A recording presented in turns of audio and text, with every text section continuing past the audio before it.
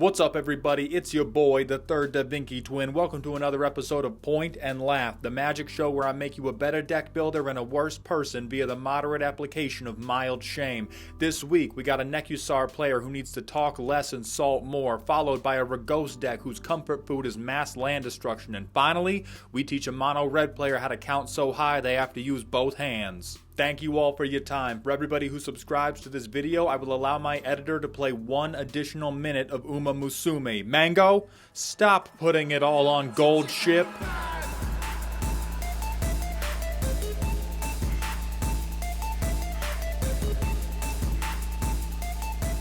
Alright, we got Nekusar the Mind Razor. Like in real life, the IRS here wants you to draw cards, and for each one, pay your tax on them. Premise alone, I see bracket 4, I see $5,500, and I do want to tell you, Irish, I respect this more than a bracket 3 Nekusar deck. What I like about this deck is bracket 4 Nekusar is actively bad. Wheeling motherfuckers that are trying to get their go wide token deck off the ground, wheeling people that are trying to figure out their life gain deck, that's grime. That's evil. Wheeling other people who have combos is playing Russian roulette, but you only point the gun at yourself. So I do respect the fact that we're trying to do this in all gas, no brakes territory, where half of the time you will wheel somebody else into their combo. Respect for that. Now let's see how you did it. Cooking the books. I see we have the Sisterhood of the Traveling Nekusar 99. Oh my god, the One Ring, you crazy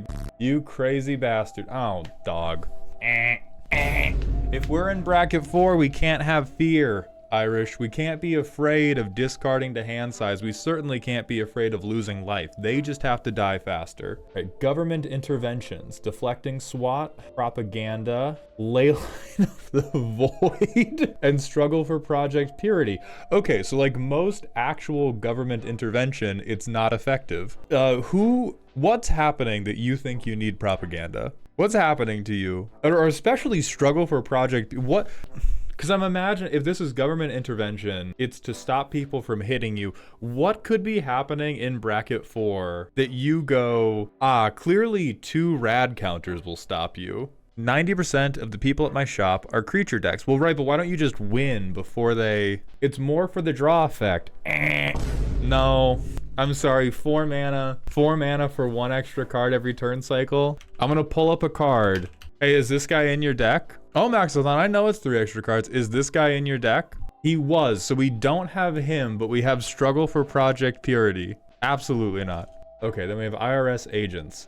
Doubling Wizard triggers, since I believe both of these trigger. Yeah, for sure. Kami of the Crescent Moon, or, yep, hell yeah, Bowmasters. Razorkin Needlehead. So we have, yes, the Sisterhood of the Traveling 99. Talk to me, Rager. We said we cut Jace's Archivist, yeah? We got Wally kicking around. Shut the fuck up, it's a cool art, Hidemi. Don't defend him. Sad Robot is the litmus test of breaking into bracket 3, let alone bracket 4. It's ramp? We have Moxes, right? You said, yeah, we have Chrome Mox. It's ramp.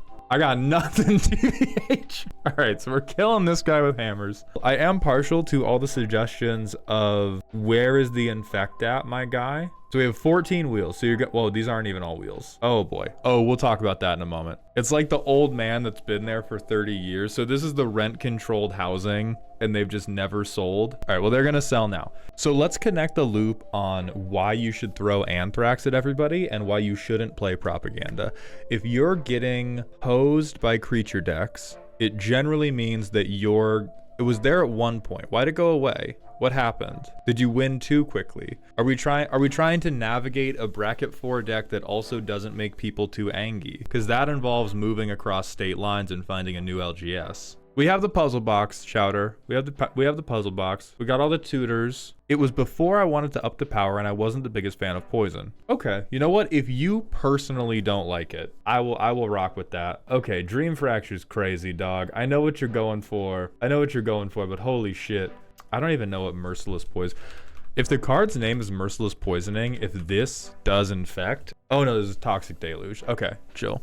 All right, so we have a healthy amount of interaction. Most of it is counter spells. This seems like the type of thing where I would, at the risk of technically making this a CEDH deck because you're caring about the meta, if your LGS is 90% creature decks, this is where I would make the change to having more creature interaction. We are on mostly counterspells. Counterspells are like notoriously bad at dealing with creature decks because creature decks typically play a bunch of like medium things that it's not really like, if you counter it, it wasn't going to end the game. You can kind of let it go, but then they start building value and they start building damage, and then you just get run over. And so we could have, yeah, you could have Amphibious Downpour. Oh, imagine if you spelled it right. Oh, it's amphibian. So you can like go and say like, you can point at the dinosaur player and go like, there's still lizards. There's Sheoldred's Edict. There's Soul Shatter. Soul Shatter is also fucking excellent. This basically reads, make everybody sacrifice their commander. Because like Dream Fracture, this is in here because at some point in the deck building process, you were like, if it says other people draw a card, I'm playing that motherfucker. And this is where we fix you. Hey, Spellbreaker. I'm cool with you saying other cards are good. If you ever lie about how good Soul Shatter is again, you will be banned for a whole month. You could do this if you ever have a wheel in hand. This is very, very funny. And again, if you're playing against creature decks, like, who fucking cares? Oh yeah, we also don't have Opposition Agent, which is kind of weird. So we have Wheel of Fate. We have Liliana's Caressed, Waste Not, Dark Deal, Magrim. Not to make you even more generic.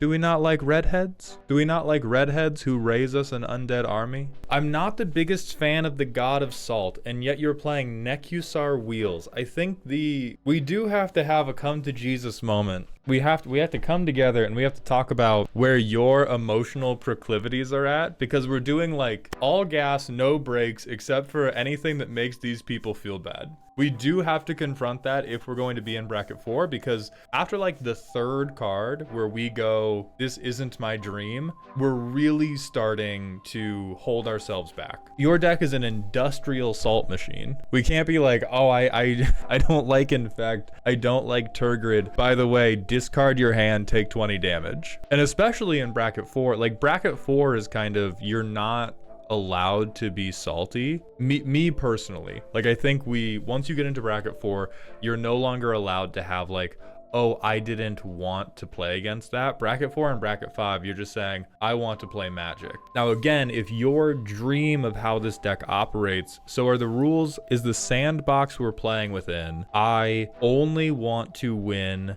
via direct damage to life totals via wheels. Alderfell, winning is not the singular goal.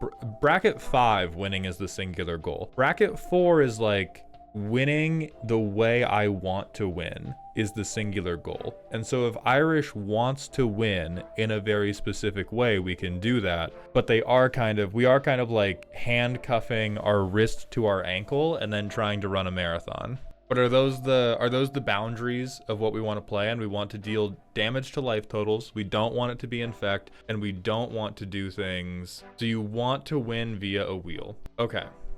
All right, then we will try to stay hard on the wheel plan. You are going to lose way more games because of it. And so I think it's like, how important is, do some self-reflection on how important is it to win this way versus how important is it to just win, period.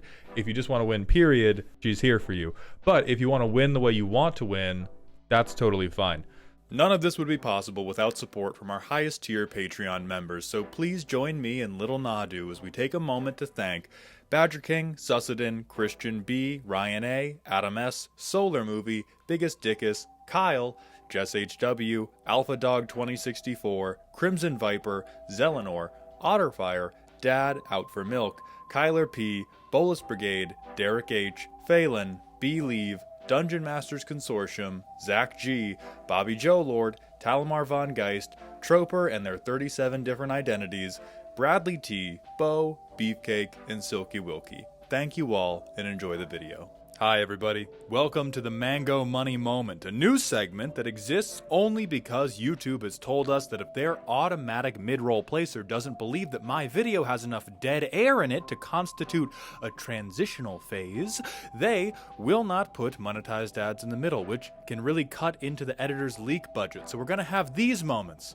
where we just stop and stare for a little bit. All right, so we have a handful of counterspells and Glacial Chasm. I don't really think we can keep that. I think we just lose. Pre-game action, baby. All right, we get to surveil 1. I think we need some type of gas, actually. We'll crack. Command towers are legally fetchable by Verdant Catacombs. We Misty Rainforest. This is another copy of Command Tower. Pay no attention. So we can Opal, we can Island, and we can Windfall, and it exiles everybody, but it's 4 turns and we've done like not a goddamn thing. So we're definitely having a gas problem. Like for bracket 4, this is I lose the game. We've held up Fierce Guardianship, and so like, well, we've had Fierce Guardianship and we've had Deflecting Swap. There's a chance we could interfere with somebody else's win attempt. Yeah, Leyline has made everybody else mad at us. Turn 5, I cast my commander on curve. I presumably have to use Fierce Guardianship or SWAT during that turn cycle. Now I have a counter spell and I can Windfall. We'll say somebody has 6. I accidentally grabbed counterspell back up. And now we have Psychosis Crawler, Waste Not, Mana Drain, fucking woof. All right, turn 7. Now we have Harmonic Prodigy. I mean, is there a thing we could have, because tutoring for another wheel doesn't really do anything unless we have something like Harmonic Prodigy.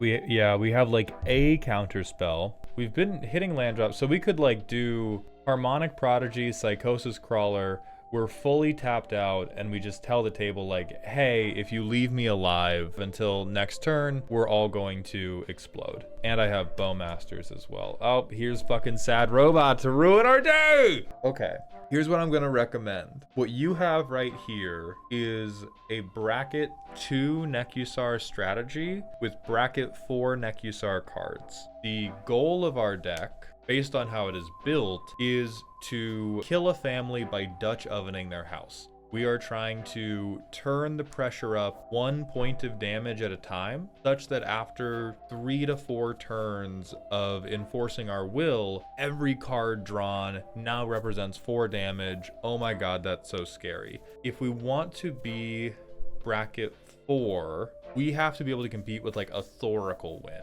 Bracket 4 means you are opting into the person across from me can go Thassa's Oracle, Demonic Consultation, good. If we want to compete with that, I think most of our stuff needs to be less concerned with turning the heat up 1 degree at a time and more concerned with when Nekusar resolves, a wheel is lethal. And so these are things like the spaceship that we looked at, Entropic Battlecruiser, and O'Hare Ashenil are the best things that can do this. These are now everything that happens to you is going to make you lose 4 life. 1 wheel super fucks you up. And so I believe less and less in things like Psychosis Crawler. This is a lot of mana to turn the heat up by 1 degree. All right, so I'm putting you, we're not totally YouTube short behavior because it does play Magic, but Irish, we're gonna put you down here. This deck is striking me as a comic book artist whose best skill is drawing hands, and they got a chance to draw for Marvel. And because they wanted to showcase their best work, they just turned all of the characters they drew into only hands. Because they were like, damn, my favorite thing is fingers. I'm so good at drawing fingers. If I just draw more fingers, my stuff will do even better. And we got to expand our view and think about how to connect it to actually winning the game of Magic rather than just stacking our Jenga tower higher. Bone Lord, I will ban you. My Ragost, eat things for value and pain. Cheap rocks plus repeatable token generation equals gain 12 life, do 3 damage to each opponent. So as it was written, we have the Sisterhood of the Traveling 99, but not for Nekusar. We have it for Ragost, the Gastronaut. Let's go premise alone. I like the premise. That's cute. This is a cute thing that I think most people in the world should build a deck for. Let's see what 9 food. That's a little low. A lot of lifelink. Oh no. Combo A, brother. Combo B. Combo C. All right.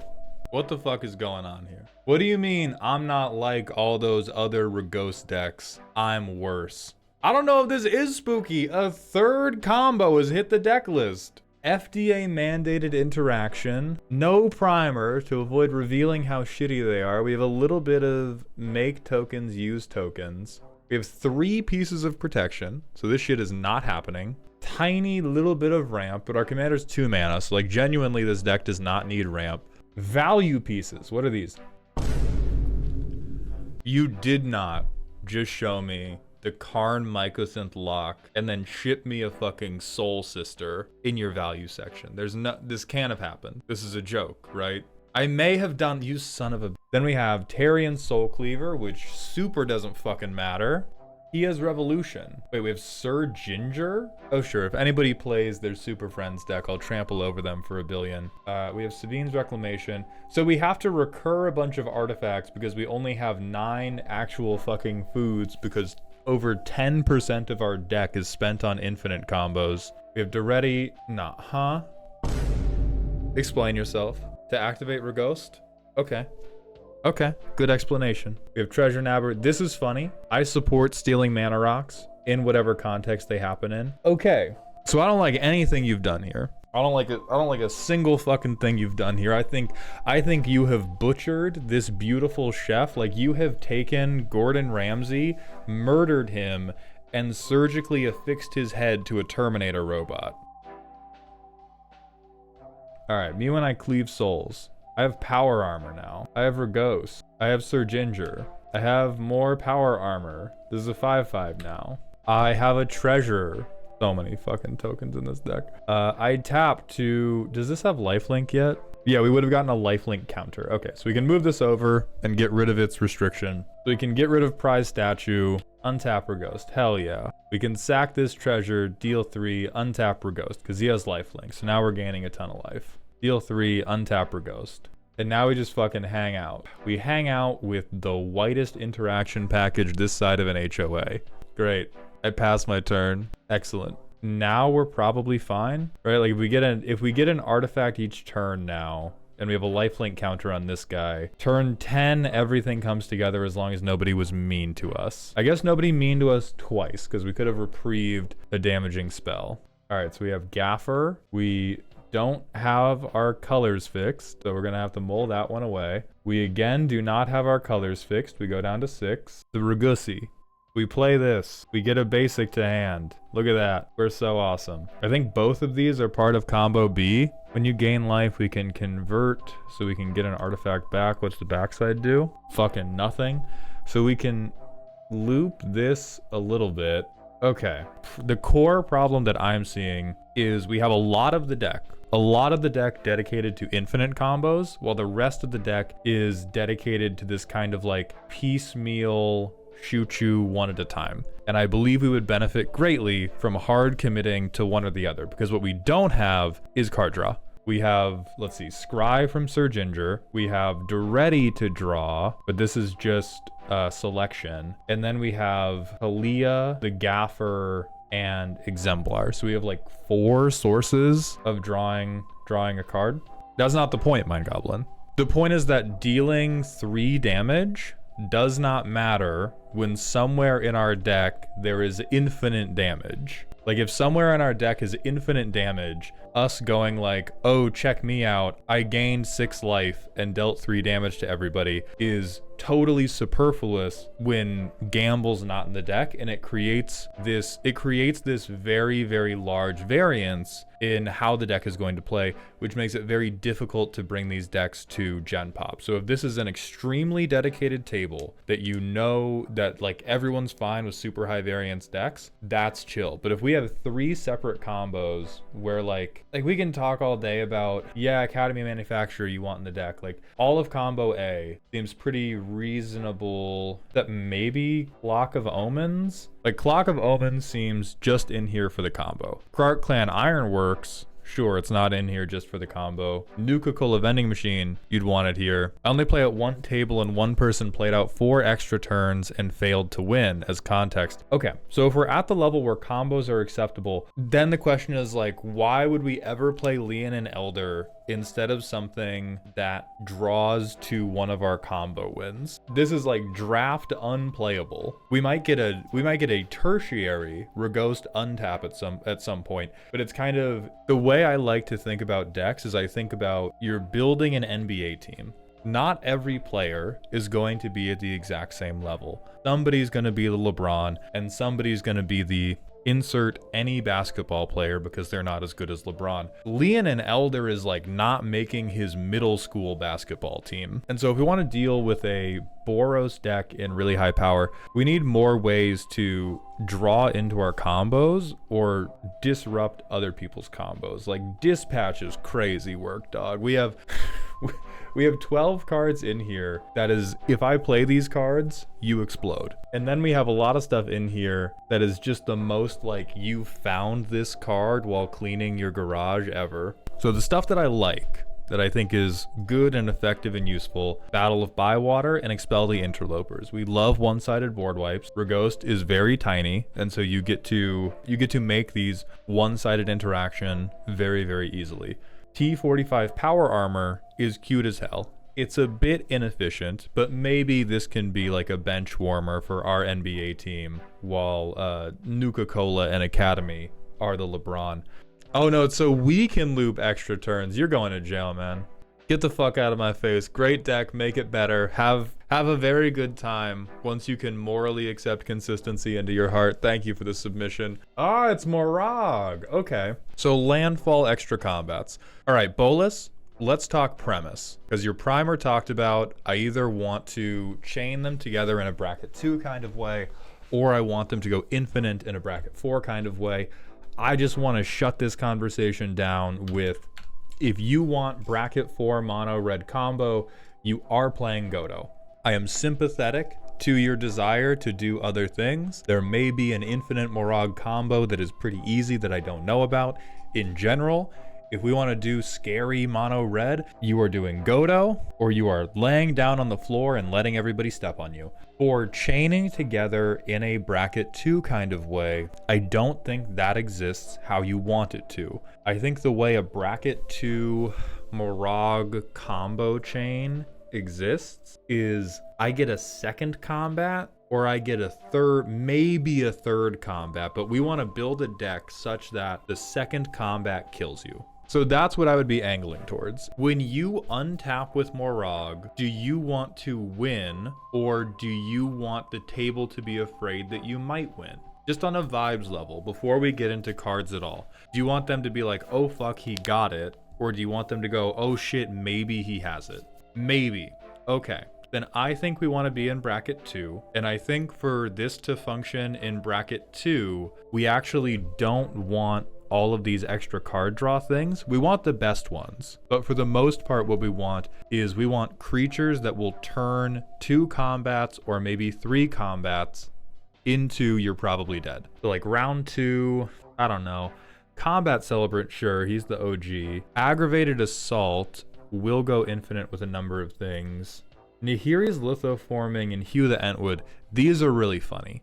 These are your like, oh, now I'm definitely gonna win. I don't think we want things like Great Train Heist, Relentless Assault, round 2. Like I think we can rock with Port Razor, but like Savage Beating, World at War, or Fury of the Horde. Like we want to chain extra combats. We don't want to chain extra combat spells. We want to drop Moraug.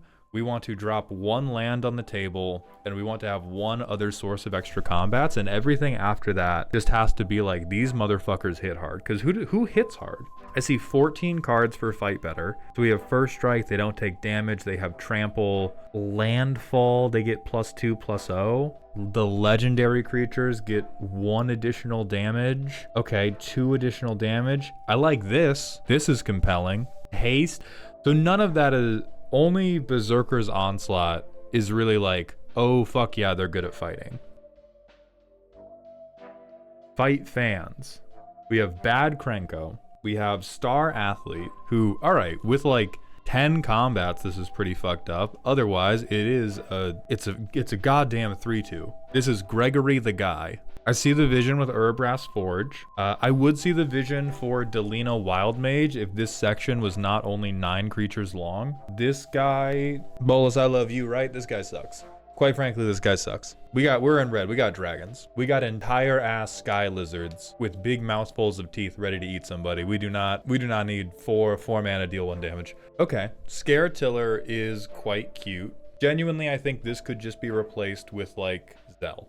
If we have a ton of, we are doing a ton of the sacrifice lands. Maybe I'll let you keep this. This is very clever. Yeah, it's clever enough. Ectotic Giant. Yeah, this will spread some damage. Ilharg is pretty good at cheating stuff out. I don't think you have enough stuff worth cheating out. And then this is the OG, so I respect it. Fight Fixing. Okay, here's where we've gone a little bit astray. Certainly not with Neheb, but I think we won. We really don't want to be that focused on treasures. If we're that focused on treasures, if we play our commander and it gets shot once, the deck comes undone totally. We are pretty big on wanting to land ramp, and I can see the attractiveness of Burnished Heart. It is also an absolute miracle. Like the one deck Feast and Famine does nothing in. And you said this deck list is a mess. I just didn't appreciate the degree to which it was. So I think we take everything that says I'm doing this because holy shit I want to make a treasure, and you probably turn it into like Bitterthorn. This, and again, this won't combo with Moraug. You want some lands, dog. If we just hit land drops and we start doing Moraug shit on turn 6, that's totally acceptable. I think we go down to bracket 2. We don't try to go infinite, and we're just like, I'm going to play creatures that apply pressure, and when Moraug comes down, that's going to kill you. So let's talk about motherfuckers that apply pressure. Star Athlete, genuinely enjoy. Delina will become good once we have enough crazy guys. Hellrider does not apply enough pressure until we have got, like, the point at which Hellrider does enough damage for us to be happy, any flying creature has also done enough damage for us to be happy. Get me my guy. Get me my guy, FR, right now. I want to see a big sexy lizard before I get you, dog. Other things we want, we called them out earlier. Let's get Zell in here. This with our commander gives us a very solid chance at just getting 3 combats the turn that our commander comes down. Beautiful. I will answer the call for the Bone Horde Dracosaur, but build the curve in this way. We want to look at our curve and we want to go, what can I curve out into on the way to Moraug that everybody is terrified that Moraug has resolved? Ortheon would be fun to make copies of things, but we can't be copying things until we have good creatures to copy. Audio Tsunami, I don't think we need that many protection pieces. Genuinely, I think we want to have a punishing enough board state that people are either blowing removal on Moraug, or it's so late in the game that like they've used all of it on other shit. Ooh, Pyro Horse. They're a man or woman or non-binary person after my own heart. Bolus. How about we sense some motherfuckers? Bitterthorn does not get more combat sandwich. Bitterthorn is straight up just ramp. However, long range sensor, absolutely fucking crazy. We need other big beaters, Claydog. The world I want to live in is I want us to, on turn 6, the 6th mountain hits the field, Moraug hits the field. We have some method of putting an extra land into play, and those 2 combats make everybody very afraid of us. That's the world I want this deck to live in. Bolus, if that sounds good to you, hit me with a "yer," just so I know that we're on the right track. Double strike things do not trigger the commander by default. This is triggered off of attacking, not dealt. IDK. Okay, then let's investigate. I don't hate it. Instead of trying to figure out what you like, let's figure out what you would hate. Are you happier if Moraug is the only thing attacking, or if Moraug is the leader of an army? That's a pretty meaningful difference. Army, I think. Okay, that's in line with how this is going. Would you rather take 2 turns where you kill everybody with 3 combats per turn, or do you want to take 1 turn where you take 10 combats? Non-infinite. In the army, would you rather set up more for a bigger individual turn, 1 turn of 10 combats? Okay. Then that actually leads me to, the 2 best cards in our deck are now Nahiri's Lithoforming and Hugh the Entwood. These are the things that are going to let us just flip a million things. I swear there is another way to do this in red. We want to put permanents into play. We want to put lands into play main phase 1. We have Nahiri's Lithoforming. We don't want infinites. We could do Wandering Atlas. We could do Poo-Poo UFO. The difficulty with these cards is then the setup requires that we have all of these lands in hand. Or I guess it just requires that we have a bounce land in hand. And we do have a lot of these. Why does it not work to go main phase 1, additional combat? It must be after initial combat. It won't untap. Ah, they will be, so it will not untap for normal combat. Gotcha. All right, so main phase 2. From the Ashes is Redscape Shift. I don't think From the Ashes is gonna do what we want because almost all of our non-basics are sacking for a different thing. This is also pure, this is a 1 a.m. pick right here. This is 2 blunts in. I have seen Jesus and given up on the original deck idea. Just hear me out, man. Just hear me out. Does the possibility of over the top, the turn after we've played Moraug, spark joy for you? Silly, joyful, but man, does it reek of my opponents get more. We can fix that later, Bolus. I think over the top is like, this is your, I need to kill everyone right now. But I like what we're trying to do. I think it can play well. Thank you for being here. Thank you for supporting me. And please remember to stay toxic.